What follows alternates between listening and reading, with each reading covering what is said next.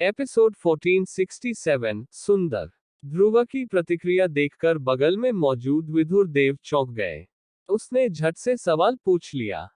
ध्रुव की आंखें चमक उठी। उसने अपने हाथ में पकड़ा हुआ स्क्रॉल विदुर देव को सौंप दिया। विदुर देव ने इसे प्राप्त किया और भौहें चढ़ा दी। वह ध्रुव और नौ गहरी सांप जनजाति के बीच संबंधों से अवगत था। इसके अलावा सबसे महत्वपूर्ण बात यह थी कि नागरानी हिनिसा अभी भी नौ गहरी सांप जनजाति के भीतर नौ शांत झरना पर एक रिट्रीट कर रही थी। स्क्रॉल में कहा गया था कि वसंत ऋतु में असामान्य गतिविधि थी। ये संभवतः नागरानी हिनिसा से संबंधित था। इसमें कोई आश्चर्य नहीं कि ध्रुव इतनी तीव्रता से प्रतिक्रिया करेगा। स्वर्ग दानव फीनिक्स जनजाति, ये लोग क्या करने की योजना बना रहे हैं? विदुर देव ने भौहें चढ़ा ली और आश्चर्यचकित हो गया। ध्रुव ने धीरे धीरे उस शक्तिशाली शक्ति को वापस ले लिया जो उससे फूटी थी। उसने स्वर्ग दानव फीनिक्स जनजाति के साथ एक बड़ी दुश्मनी बना ली थी। पिछली बार उसने दानव फीनिक्स जनजाति के कनिष्ठ जनजाति प्रमुख और उसके दो कुलीन विद्वान योद्धाओं को जबरदस्ती पकड़ लिया था और प्राचीन शून्य ड्रैगन जनजाति की मदद करने के लिए उन्हें बंधक के रूप में इस्तेमाल किया था। इन बंधकों के कारण दानव फीनिक्स जनजाति लापरवाही से काम करने से डरने लगी थी। हालांकि इससे प्राचीन ड्रैगन के सामने आने वाले खतरे का समाधान हो गया था, लेकिन उसने दानव फीनिक्स जनजाति को भी पूरी तरह से नाराज कर दिया था। हालांकि ध्रुव उन्हें अपमानित करने से नहीं डरता था। इसके अलावा उसकी ताकत बहुत बढ़ गई थी। उसे डरने की जरूरत भी कम थी। हालांकि वह ये पता नहीं लगा सका कि हेवन दानव फीनिक्स जनजाति को इस समय नौ गहरी सांप जनजाति से परेशानी क्यों होगी। आप इस मामले को कैसे देखते हैं? विदुर देव ने ध्रुव पर नजर डाली। हालांकि हेवन फीनिक्स जनजाति शक्तिशाली थी, स्काई मैंशन एलायंस अपनी वर्तमान ताकत से उनसे डरता नहीं था। उन्होंने कहा, इस मामले में गठबंधन को घसीटने की कोई जरूरत नहीं है। हेवन दानव फीनिक्स जनजाति कोई साधारण दल नहीं है। गठबंधन ने अभी खुद को स्थिर किया है। यदि गठबंधन स्वर्ग दानव फीनिक्स जनजाति के साथ युद्ध में संलग्न होता है तो कुछ अनावश्यक परेशानियां अनजाने में ही खत्म हो जाएंगी। इसके अलावा अंधेर नगरी चुपचाप बुरे इरादे से देख रहा है। ध्रुव ने अपने विचार व्यक्त किए। मैं डॉक्टर परी और बेला को अपने साथ बीस्ट क्षेत्र में लाऊंगा। केवल आप तीन। विदुर देव ने अपनी भौहों को थोड़ा सा बुना। हेवन दानव फीनिक्स जनजाति कोई साधारण दल नहीं था। इसके अतिरिक्त बीस्ट क्षेत्र उनका मुख्य शिविर था। हालांकि ध्रुव की ताकत बढ़ गई थी, फिर भी उसके लिए अकेले उद्यम करना थोड़ा अनुचित था। आराम करो, ध्रुव मुस्कुराया। अपनी मौजूदा ताकत के साथ इस महाद्वीप के आसपास बहुत कम जगहें थी जहां वह नहीं जा सका। आप बड़े ललित शौर्य को साथ क्यों नहीं लाते? विदुर देव एक पल के लिए झिझके और चिंतित स्वर में सुझाव दिया। गठबंधन वर्तमान में सुर्खियों में है और पिल टॉवर के पूर्वज एक स्वतंत्र और आसान व्यक्ति हैं जिन्हें ढूंढना मुश्किल है। गठबंधन के मुख्यालय में कुछ वजनदार योद्धा अवश्य मौजूद होंगे। अगर मैं चला गया तो हम केवल पूर्वज ललित शौर्य पर भरोसा कर सकते हैं। ध्रुव ने अपना सिर हिलाया। उसने चिंतित विदुर देव की ओर देखा और अनजाने में हंसा। शिक्षक, चिंतित होने की कोई आवश्यकता नहीं है। अपनी वर्तमान ताकत के साथ भले ही मैं 6 सितारा विद्वान योद्धा से मिलूं और उसे हरा न सकूं, मेरे लिए बचना मुश्किल नहीं होना चाहिए। इसके अलावा स्वर्ग दानव फीनिक्स जनजाति के जनजाति प्रमुख को अभी भी इस स्तर तक पहुंचना बाकी है। ध्रुव की जिद सुनने के बाद विदुर देव कुछ और कहने में असमर्थ हो गया।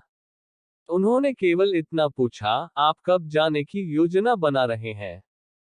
इस मामले में देरी नहीं की जा सकती। मैं अब चलता हूँ। नागरानी हिनिसा बहुत लंबे समय से एकांतवास में है। मुझे चिंता होने लगी है। इस बार मैं देखने के लिए आगे बढ़ सकता हूँ।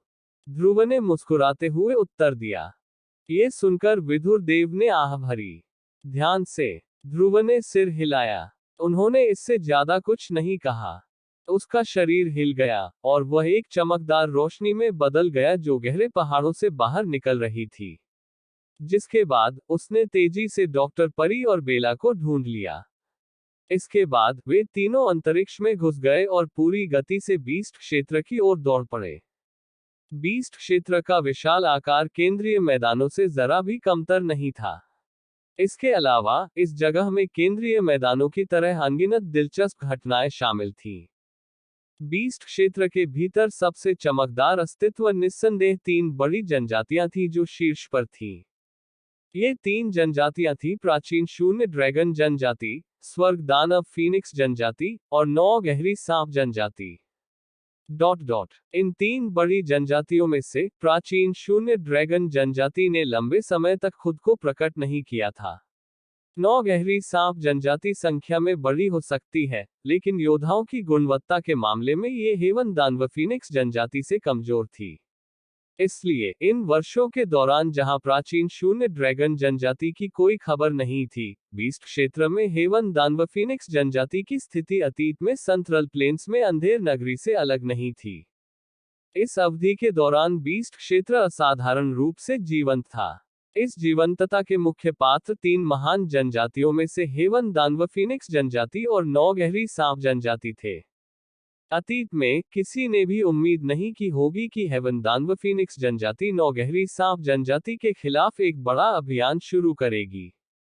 उन्होंने जनजाति के भीतर बहुत सारे योद्धाओं को शामिल किया और नौ गहरी सांप जनजाति के मुख्यालय की ओर आक्रमण किया। इसके अलावा उन्होंने मुख्यालय को तब तक घेर रखा था जब तक कि कुछ नहीं हो सका। तलवारों से घिरे माहौल के कारण बीस्ट क्षेत्र थोड़ा चिंतित महसूस कर रहा था। हर कोई समझ गया कि यदि दो बड़ी जनजातियों के बीच युद्ध शुरू हुआ, तो यह अन्य जनजातियों के बीच युद्ध की तरह छोटी लड़ाई नहीं होगी। इसलिए स्वर्ग दानव फीनिक्स जनजाति द्वारा नौ गहरी सांप जनजाति को घेरने के बाद अनगिनत जोड़ी आंखें स्थिति का निरीक्षण करती रहीं। गहरी भूमिगत खाई, सांपों का भूमिगत जाल। नौ गहरी सांप जनजाति का मुख्यालय दबाव भरे माहौल में डूबा हुआ था। अनगिनत नौ शांत गहरे ग्राउंड सांप जनजाति योद्धाओं की आंखों में ठंडी चमक थी जब वे भूमिगत नेटवर्क के बाहर आकाश की ओर देख रहे थे। वह स्थान मानव आकृतियों से भरा हुआ था। अनेक विशाल पंखों ने आकाश को काले बादलों की भांति ढक लिया। आदिवासी प्रमुख स्वर्ग दानव फीनिक्स जनजाति वास्तव में हद से आगे बढ़ गई है।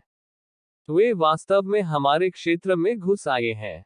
यदि हमारी जनजाति प्रतिक्रिया नहीं देती है, तो हम निश्चित रूप से एक मजाक बनकर रह जाएंगे। उस समय कौन सी जनजाति हम पर भरोसा करने की हिम्मत करेगी? भूमिगत सांप नेटवर्क के बीच में एक राजसी पहाड़ पर एक दर्जन से अधिक आकृतियां खड़ी थीं। बर्फीली अभिव्यक्ति वाला एक बूढ़ा व्यक्ति मजबूत पीठ से गहरी आवाज में बोला। इस बुजुर्ग की बात सुनकर कुछ आवाजें सहमत हुई। वे क्रोधित थे कि स्वर्ग दानव फीनिक्स जनजाति इतनी अहंकारी होगी। एल्डर, यह मामला इतना सरल नहीं है। हेवन दानव फीनिक्स जनजाति के प्रमुख ने इस समय व्यक्तिगत रूप से एक सेना का नेतृत्व किया है। उस बूढ़े व्यक्ति में एक उन्नत 5 सितारा विद्वान योद्धा की ताकत है। हमारी नौ शांतद्वीप ग्राउंड सांप जनजाति में से कौन उसकी बराबरी कर सकता है? कुछ पुराने जमाने के चेहरे वाला भूरे कपड़े पहने एक बूढ़ा व्यक्ति बोलते हुए भौहें सिकोड़ रहा था। क्या आप ये कहने की कोशिश कर रहे हैं कि हमें इतने सारे लोगों के सामने स्वर्ग दानव फीनिक्स जनजाति को नौ गहरी सांप जनजाति के सिर पर कदम रखते हुए देखना होगा? पहले वाले बुजुर्ग ने ठंडी खर्राटे ली। हम इसे इस तरह से नहीं रख सकते। हेवन दानव फीनिक्स जनजाति का लक्ष्य केवल 9 शांत झरना में प्रशिक्षण प्राप्त करने वाली महिला है। अगर हम उसे सौंप दें।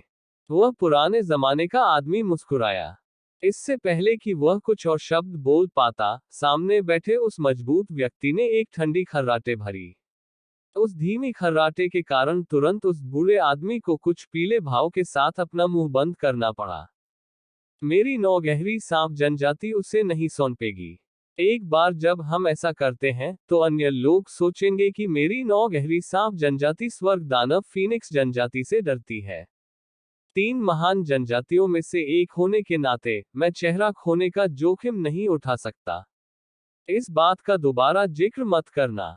मजबूत आकृति पलट गई। क्रोध न होते हुए भी उनके चेहरे पर एक सशक्त भाव झलक रहा था। ये चेहरा नौगहरी सांप जनजाति के मुखिया घनश्याम का था। वह बुजुर्ग, जो शांति चाहता था, घनश्याम के दृढ़ शब्दों को सुनने के बाद केवल अपने शब्दों को अपने मुंह में दबा सका। वह बुदबुदाया, हालांकि आज वह समय सीमा है जो स्वर्गदानव फीनिक्स जनजाति ने निर्धारित की है। अगर हम उसे नहीं सौंपेंगे